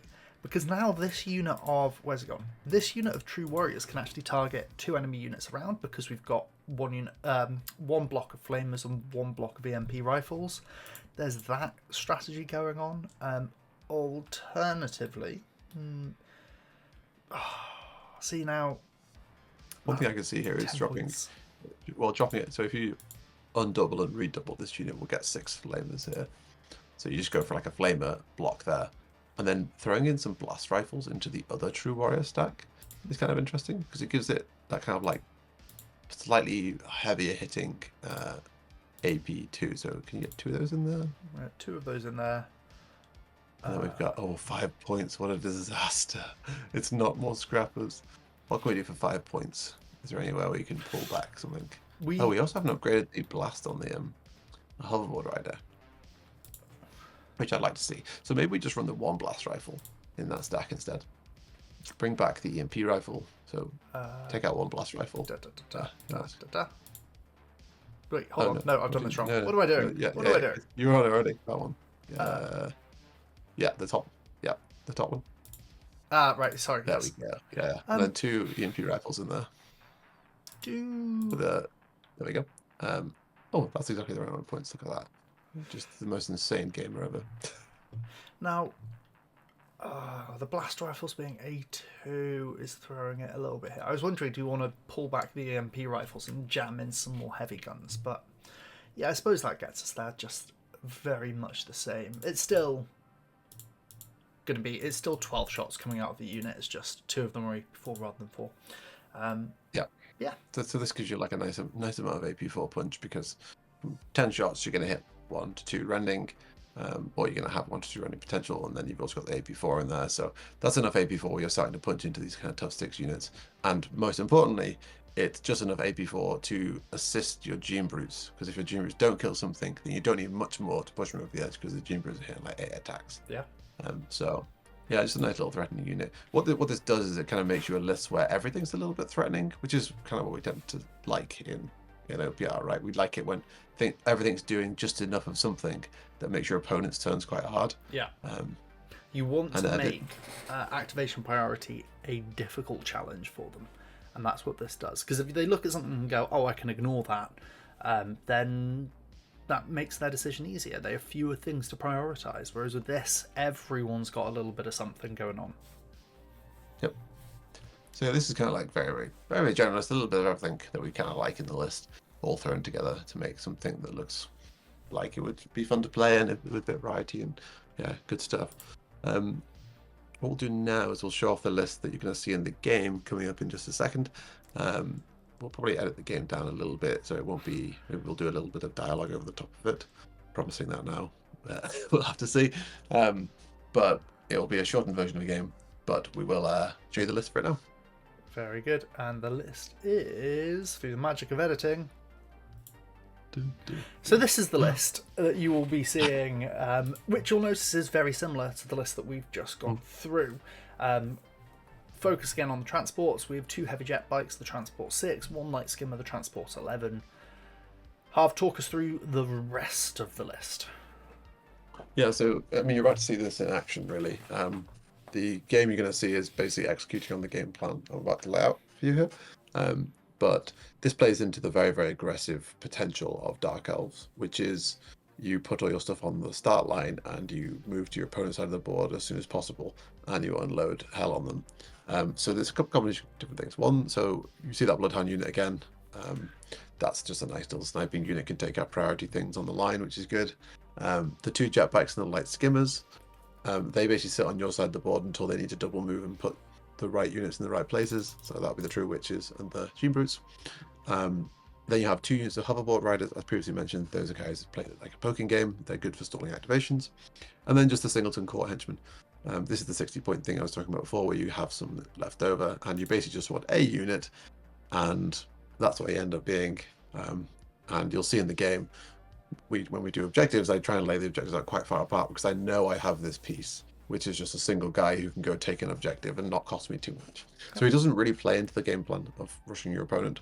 But if you're going for such an aggressive playstyle where you just basically trade heavily and both of you take high casualties, having something that's just taking the points while that's going on for a small amount is really effective. Because if you whittle your opponent's orders down so you're down to like 2 units each, then because this guy is taking objectives, your opponent might just simply not be able to get back into the game with this guy kicking around. So yeah, nice little tech piece at the end there as well. So yeah. Thank you very much for watching. We will show you what happens when you get an opponent who deploys on the line in a moment. But for now, thank you very much for watching. Please do subscribe. We're so close to 500 subs. Thank you everyone for all your engagement. It's wonderful to see you enjoying our content. Let us know what you think of this video, and then we will see you in the next one. Bye. So we've set up our deployment zones, we rolled off, and we got 5 objectives for our game today. Base OPR, nothing fancy.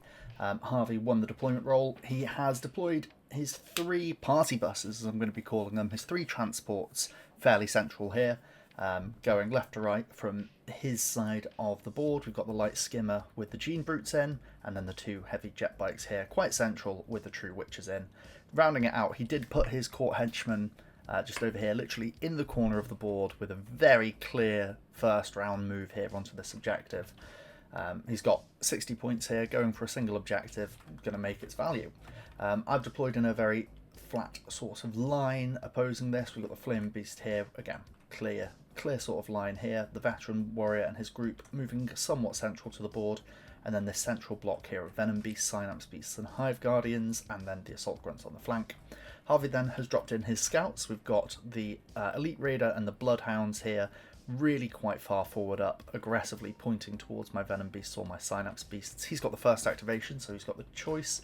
And then his 2 Hoverboard Riders just outside of 16 inches away from the Assault Grunts, having a possible round 1 charge. Harvey, you've got the first activation. Good luck, have fun. Let's get on with it. You too. All right, so first thinking, so also we've got pheromones over here. But no pheromones anywhere else on the list, so we don't have to worry about any of the shenanigans. I was thinking of making this charge here. I mean, there's 2 charges here to make. There's either into the Silent Beasts or into the Venom Beasts. Now, the Silent Beasts obviously lose a lot of strength because they lose their caster every time they lose a model, which is quite an interesting thing to do. The Venom Beasts are a little scary because they have this extra blasting, but it is only 18-inch range, so they're currently out of range of everything. The Venom Beasts do cost more points because they are just scarier in general. But I think there's an inclination to go for the Synapse Beasts here instead, just because the Synapse Beasts, they do have blast, and before you know it, they'll be throwing out regen and all sorts of stuff and doing that buffing game, whereas I could bring them down to a caster 1, which, yeah, Also, they would still have that 3. No Fearless, yeah. No fearless, they're a 4 up on their morale, so if you can win combat and deal 6 points of damage, there's a good chance they just leave the board. Yeah, the other side of this is that if I make this charge here and kill the venom beast, the silent beasts are a lot worse at snapping back, but these assault grunts could also do work and all sorts of stuff. So I think I'm just going to take the charge against the casters instead. It wasn't what I originally planned, but it is what I'm doing. Cool. Okay. So straight into combat then. So I have 10 attacks. These are all AP1 hitting on 3s, and then I have 4 more attacks with AP2 hitting on 4s. So the red ones are 4s, the blue ones are 3s. Let's see. So that is 3 misses. Woof, that is excellent. So the blue ones are AP1 and the red ones are AP2. This could just absolutely destroy the unit. Bloody hell. Okay, so the reds are 6s, the blues are 5s. We take 5 wounds, so we lose 1. There's more there. There's one more. Right? The reds are 6s. Oh, that's exactly what you needed then. That's right, yeah. We take 2. 2 guys die. So we're going to be losing this combat. We're going to be on the 4 up to not have a unit wiped out. Bloody hell. We get 1 attack back, which misses. We're into our morale check, and we're off the board. Oh. Absolutely remorseless there. Straight away with a massive activation from the Bloodhounds. And I think I'll take my 3-inch movement further back into the board. The reason for this is it's super, super minor, but it just means that if a charge happens here, it's further away from these objectives. Yeah. Right. I think I'm going to move this unit up here. Oh no, we're not going to even get what I want here.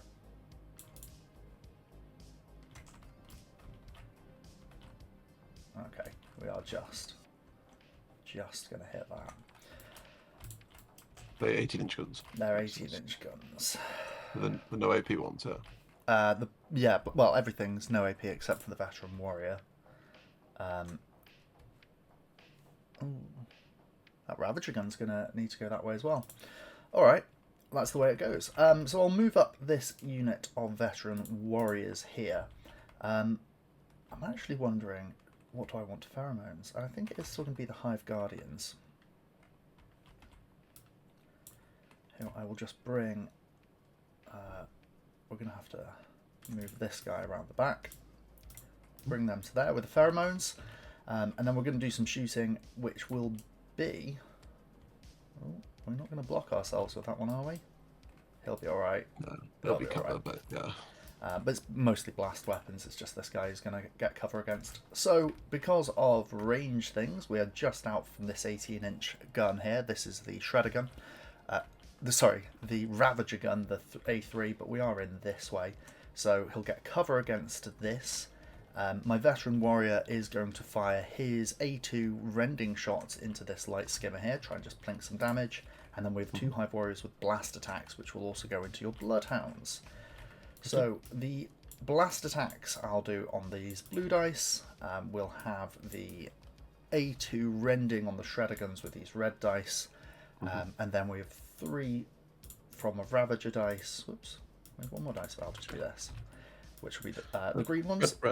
Red are ending, blue are blast, green are no AP. Yeah, and so you're shooting the blast and the no AP into the unit that's just charged, and you're shooting the rending into my skimmer. That's right, let's go. Rending. 1 of everything. So we have 1 rending hit into the skimmer, 1 blast 3 hit into the hounds, and with no cover against that, and then 1 with cover, just AP nothing. Okay, so this one here, these are def 5, so these are def 4 because of the cover. So the green one is saving on def 4, the blue ones are saving on def 5, and the red one is saving on def 6 on the skimmer. Let's have a look. Oh my god, you can't write it. Okay, so that's 3 damage to the hounds. Yes. So we'll just take away you. Cool. Lovely, so that's a morale check for the hounds. Yes, so these guys are actually quality 3. the Lord is actually worse quality than them. So yes, just quality 3. Never mind of doubt, they're fine. That's my activation done, so it's over to you. Okay, well, I think we're okay chilling over here. I think we'll probably start activating these guys here. Now, I think we shoot the assault grunts. They need to die at some point, and because of no retreat, actually shooting them is quite nice, because if we get below half, and they'll start to lose more models. So we'll do that. So we've got we've got 9 shots of AP1, A1 poison, not AP1, and we've got 1 blast 3 shot. So let's get those together. So they're the normal ones with just poison, and the red one is the blast one. These guys are 4/5s, so these are all hitting on 4s. So it's 3 hits. 3 hits with poison. Yes. All right, let's tidy up. So I save on 5s, I reroll 6s. Let's go. I reroll that. That's 1 pass. That's all right. We'll take out these corner ones, and that's your hoverboard. Yeah, that's fine now. Yeah, good. Cool, that's fine with me. I think I'm going to take the assault grunts here. I'll be 3.5. I've got tons of movement here. So we're just going to do bits like this, really.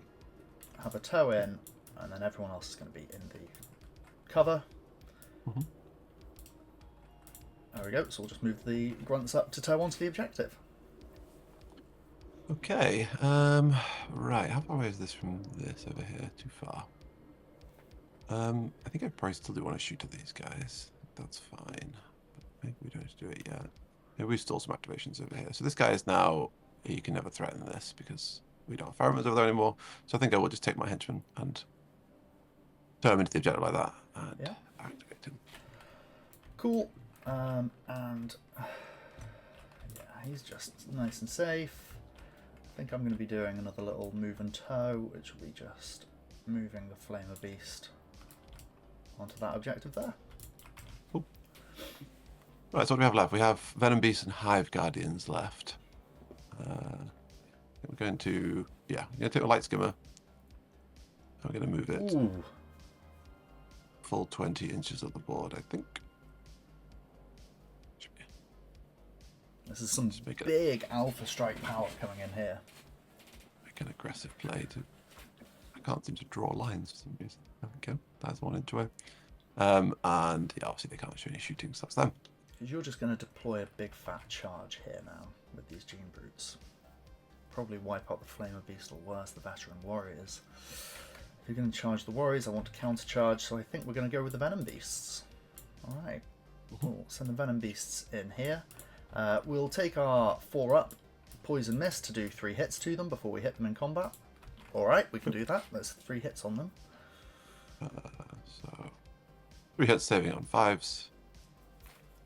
So that's 3 more wounds. So this guy's down to 2 wounds. And I'll attack him with our 12 reliable attacks. It's a good chance he just dies here. 12 reliable does quite a thing to a man. Reliable poison. 4 ones. 3 ones. Alright, still 9 hits with poison on him. So these are, he's a 4/5. I think he's a 4/5, isn't he? He is a 4/5. Yes. So 6s are rerolls. We see 2 fails, he's dead. We see 2 fails. That's alright. It's a shame it took 2 activations to get there, and then they can move 3 inches to get to here. Yep. And you can unfortunately stall me out quite handily here. Oh, yes. Now, the question is, do we charge? So we on average hit 5 hits, 5 hits AP1, 4 of these guys die, 4 attack back, 8 of them on quality 5. That seems quite appealing. Shooting them is similar, but you do get the cover, which is quite a big difference, which is a shame. So one thing I'm thinking is if I make this charge here, I can also make this charge here with impact, and then that could be really good. But I can do that with shooting as well. Yeah, I don't know why you don't just shoot me off the point here. You can shoot, charge with your witches. Just because the cover's quite scary. I guess what we'll do is we'll move them up, and we will shoot them. Why? Yeah, no, yeah. Okay, we'll do that. Move up to that. I don't think there's any range stuff going on here. Nope. So let's just clear that. Let's get 10 more of these. One of these becomes a blast weapon. So these are hitting on 4s. Green's a poison. Red is blast 3. Okay. So we have all right. 6 hits with poison. So 4 ups, re-rolling my 6s. We lose 3. 1, 2, 3, which is half. Let's have 1 glorious 5-up. Nope. So it's undead then. Undead. Oh, went against me. Okay. Yeah, now that charge is looking pretty damn good. I think I kind of want to stage these guys for something next round, so I'm going to take the Hive Guardians around and just kind of put them in position to do something more threatening next round. Rather than something particularly strong now. Alright, over to you. You've got 1, 2, 3, 4, 5 left? Yes. So I think we've committed to this one, so should we do this one first? This is how I think that works. So these June Boots are going to come out. Now the question is, do we want to kill these veteran warriors or do we want to kill the Flamer Beast? Now the veteran warriors, there's 12 wounds, it's 6 wounds on the Flamer Beast. Is the Flamer Beast that threatening? I don't know. It is on the objective, which is relevant. This would kill a pheromones unit. I think we're going to just go for these guys here. So 3 Gene Brutes charging the Flamer Beast here. I'm not 100% on this play, but I'm going to make it anyway. So these guys are rocking... A4? I think it's A4, AP4, yeah. So 12 massive. attacks. Thick boys. And they're hitting on 3s. Which oh is... my god, okay. 10 hits on 4, 10 sixes. So we need to see 4 sixes here to live. He's gone. That was massive. And then we'll make the Gene Brutes move Jesus. 12 way like that. So now we've got some decisions about what we actually want to kill on the board here. I think we start with this charge here, because I think that's basically always happening. So we'll do that. So this is... so that should put me in range of these. Oh, no, there's that one there, but that's fine. So this is 3 hits. Oh no, 2. Is it 2 hits? Well, I mean, but it's 3 impact hits. So 3 on 2 ups. That's 3 hits. 5 ups. 1 dies. Okay. 2 attacks back. Can Which we? is 4. No, No, it's 1 model. It's 2 attacks back. That's it. Oh, there's only 1 model left. You've Oh, absolutely... of course, yeah. Yeah, we've lost combat. 5 up. 4 up. Can we stack my ones? He's gone. Right, and then from there, I think... Dark Elf Raiders are just blasting units off the board here. Okay, I think we now make this charge here. Well, actually, I get a bounce. I can charge the Venom Beast instead. I mean, the Venom Beast, I think, die easier. So I'm going to bounce this way. And that gives me the charge here. So these witches are 1 attack each with AP2 blast. So they're true witches, so they hit on 3s. Nice. So this is 6 hits on 3s. So that is 15 hits. There you go. 15 hits saving on 6s. So we need to see a bunch of 6s. 7 6s. Let's crash. Alright, cool. We're back. That's the unit wiped out. Oh. Yeah. No region on This is just watching Dark Elves charge all day here. This is Dark Elves doing Dark Elf things for the most part. Right, just do a little consolidation like that. So now we need to choose between the Veteran Warriors and these guys. Now, we've just seen what these guys can do, so I think we go for these guys. So yeah, 20 inches up. And deploy these guys in here. And same thing. So clear that. Give me 6 more dice. 3 ups. Another 15. 15, yep. There you go. These are 6s again. Can So you we need stop? to see 4 6s. Can you stop rolling over odds? It's supposed to be 2/3 on everything. No. Go on. Jesus Christ. Did I just get 1 6? He did, yes. This The is- Veteran Warrior is not a 6, is he? He's a 3. He's a 3, yeah. Yeah, okay. Yeah, he's just a normal vet.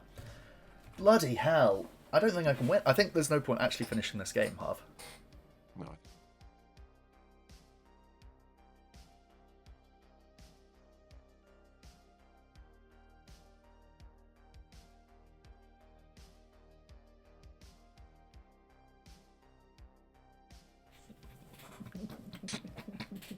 Sometimes I hate being your friend.